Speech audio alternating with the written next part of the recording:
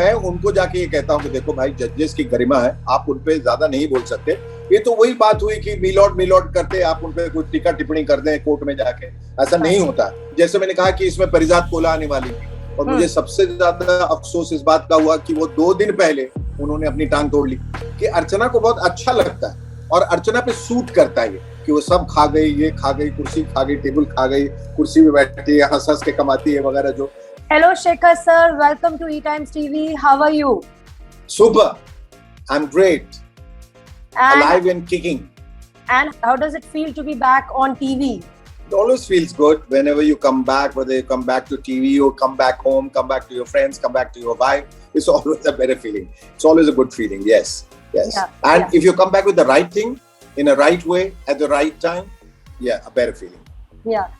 So excited, very, very excited about this. The clock has turned a full circle. Yes. Shekhar sir, और कहीं ना कहीं everyone has been waiting कि PKSS जा रहा है तो उसकी जगह पे कुछ वैसे ही दमदार आना चाहिए, and everyone जब सबने नाम सुना कि शेखर सर और अर्चना जी दोनों साथ में आ रहे हैं तो सबने एक्सपेक्ट किया कि कुछ ना कुछ कमाल का होगा। So talking about the show, क्या देखने के मिलने वाला है इस बार लोगों को? बहुत कुछ देखने को मिलने वाला है। इतना कुछ देखने को मिलने वाला है कि लोगों ने कभी उम्मीद भी नहीं लगाई हुई कि इतना भी देखा जा सकता है।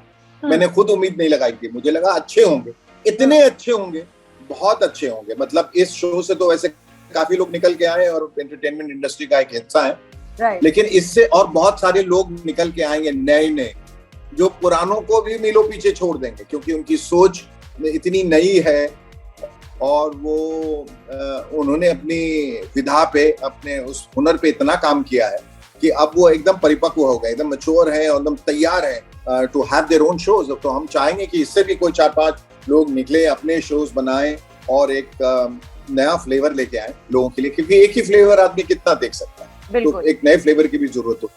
जी राइट। एंड क्योंकि आपने इतना सारा कॉमेडी का काम किया, आपका इतना एक्सपीरियंस है सर, टीवी पे भी अगर बात करें, जिस तरीके की शोज आप हिस्सा रहे हैं शो का, अगर इस शो की बात करें, सबके ये भी कहीं ना कहीं क्यूरियोसिटी है कि इसका फॉर्मेट क्या होगा, अगर उसके बारे में आप कुछ बता सके तो। फॉर्मेट तो देखिए, क्लासिक इसका फॉर्मेट है, लोग आते हैं, परफॉर्म करते हैं और हम जज करते हैं, बातें होती हैं। इसमें फॉर्मेट में एक थोड़ी तब्दीली ये आई है कि जो वो परफॉर्म कर रहे हैं, मोनोलॉग या जो भी कर रहे हैं, स्टैंड अप एक्ट कर रहे हैं, उसके अलावा एक इंटरैक्टिव सेशन भी है।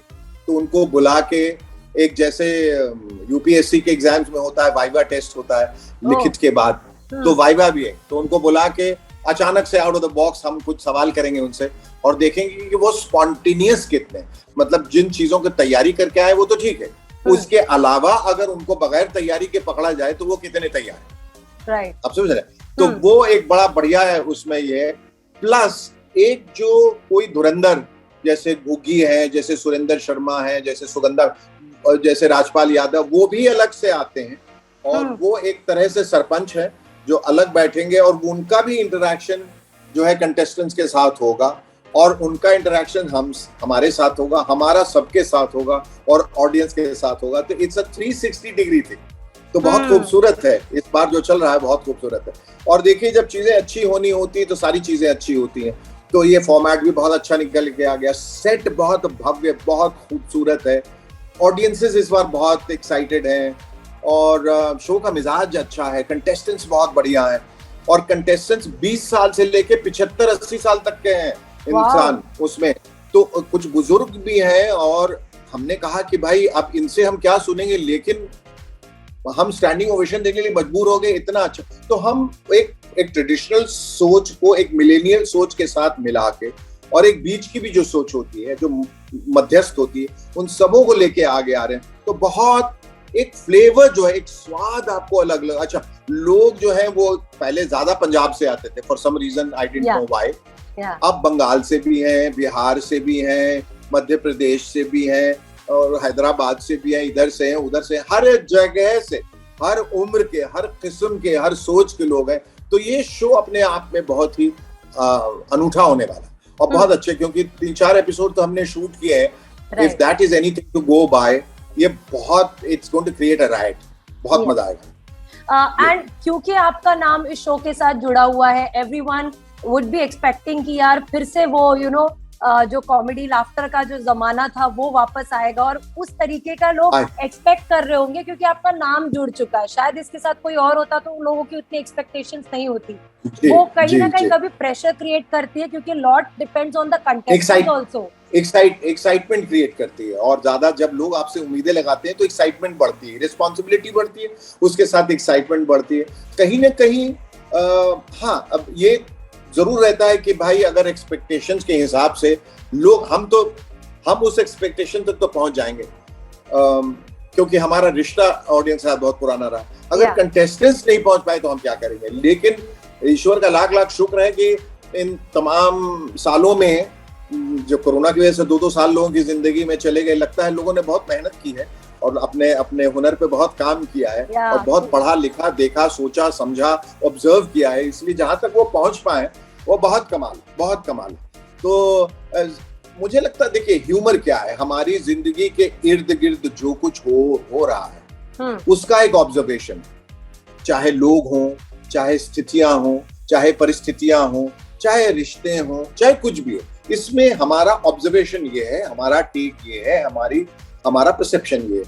Humour is nothing but perception. एक हमने ऐसा परसेप्शन, और हम सोचते हैं अरे ऐसा भी सोचा जा सकता है, ऐसा भी होता है, इसलिए हंसी आती।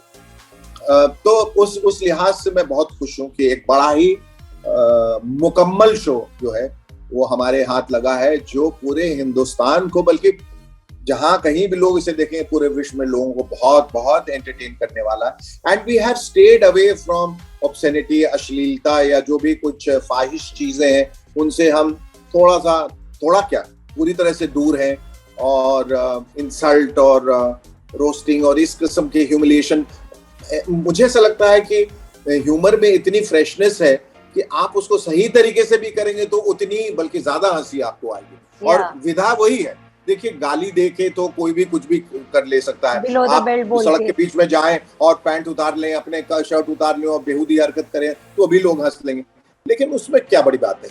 बड़ी बात तो ये सिर्फ आप बोल के और जो आपने सोचा उसको कह के अगर लोगों को गुदगुदा सकें तो इससे बेहतर बात क्या हो सकती है। बिल्कुल। एंड अर्चना जी के साथ एक स्टेज शेयर करना, क्योंकि उनके ऊपर इतने पंचेस क्रैक हुए हैं TKSS में कि वो अपना जज खा गई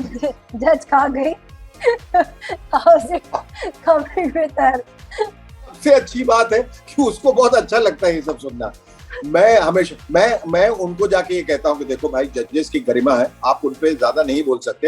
ये तो वही बात हुई कि मिलॉट करते आप उन पे कुछ टीका टिप्पणी कर दें कोर्ट में जाके, ऐसा नहीं होता है और जज आपको उठा के जेल के अंदर डाल देंगे। तो मैंने कहा कि अगर कोई टीका टिप्पणी की है ज्यादा इधर उधर, थोड़ा बहुत हास परिहास चलता है, लेग पुलिंग, बट गरिमा को आपको मेंटेन करके रखना है।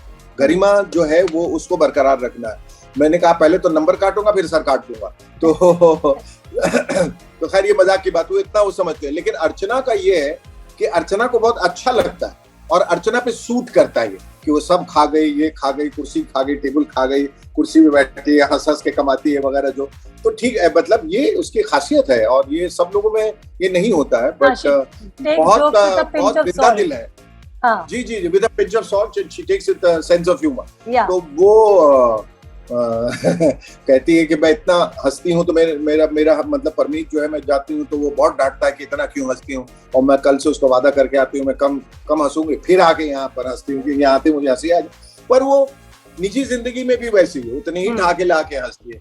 वो बोली उसका कोई रिश्तेदार था जो इस तरह से हंसा करता था और उसको देख के उसने हंसना सीख लिया, वो हंसती रहती है, तो उसकी हंसी बड़ी इन्फेक्शियस है। और मैं कहता हूँ कि अर्चना को कहने की जरूरत नहीं है, शो उसके पास आता है, सेट उसके इर्द गिर्द टूटते हैं, उसकी कुर्सी वहीं रहती है और सेट बन जाता है, नया शो शुरू हो जाता है, वो वहीं बैठती रहती है और अगले 1000 सालों तक तो वो वहीं बैठे रहने वाली है, कहीं जाने वाली नहीं है। We have a great camaraderie, एक समीकरण बहुत अच्छा है और मजा आता है, क्योंकि मैं थोड़ा सा विश्लेषण ज्यादा करता हूँ तो मैं कर लेता हूँ, अर्चना हंस लेती है, तो it's a perfect combination, right.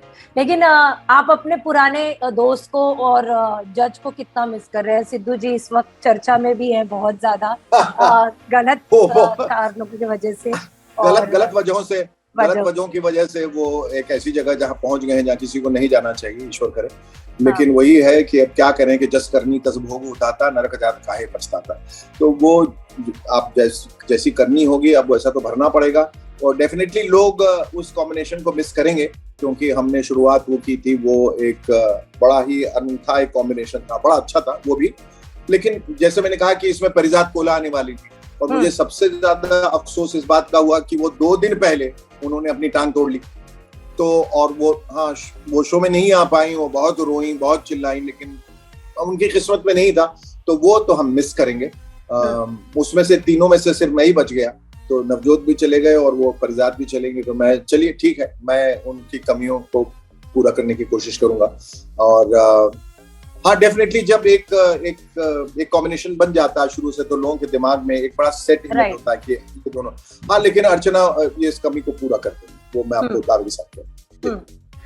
Sir, जाने से पहले आप ऑडियंस को क्या कहना चाहेंगे, जो लोग बहुत एक्साइटेड हैं शो देखने के लिए? अब क्या कहना चाहेंगे, कहना तो अब उनको है, वो शो देखें और हमें बताएं कि उनको शो कैसा लगा। अगर उसमें खामियां अगर उनको दिखती हैं जो नहीं दिखनी चाहिए, तो क्या है, कैसे हम उसे बेहतर बना सकते हैं। हमारा जो दर्शकों के साथ जो ये रिश्ता है वो और बेहतर क्या हो सकता है, हमें हमारी जिम्मेदारियों का एहसास दिलाइए, हमें बताइए कि हम ये भी कर सकते हैं, वो भी कर सकते हैं, या हमें ये नहीं करना चाहिए, वो नहीं करना चाहिए। दर्शकों का एक बहुत बड़ा हाथ होता है एक्टर्स को बनाने में या प्रोग्राम को बनाने में। तो अब मैं सिर्फ उनसे इतना कहना चाहूंगा कि गलत लोगों का और गलत शोज का साथ मत दीजिए। अगर किसी में आपको गाली गलौज, गंदगी, बहुत ज्यादा सेक्स, वायलेंस से सब दिखता है, उसका बहिष्कार कीजिए, उसको मत देखिए, बॉयकॉट कीजिए। ये बहुत जरूरी है, क्योंकि अगर आप बढ़ावा देंगे इन चीजों को तो ये चीजें बढ़ती जाएंगी, एक दिन नासूर बन जाएंगी और एक दिन आप ही की जिंदगी का हिस्सा बन जाएंगे। इसलिए ऐसी चीजों के लिए आप दायित्व है, और दर्शक जो है वो सर्वोपरि है। अगर उन्होंने तय कर लिया कि ये नहीं चलनी है तो वो चीज नहीं चल सकती। तो इसका ख्याल रखिएगा, अच्छी चीजों को हमेशा प्रोत्साहित करते रहिए, अच्छे लोगों को, और बुरे लोगों को और बुरी चीजों को और बुरे ख्यालों को दूर। Thank you so much, Shekhar sir, for taking out time and chatting with us, and good wishes for the show. Good wishes to you and for your health and happiness and success. Thank you so much, sir. It was pleasure talking to you. Bye. Take care. Same. Bye. Take care. Bye.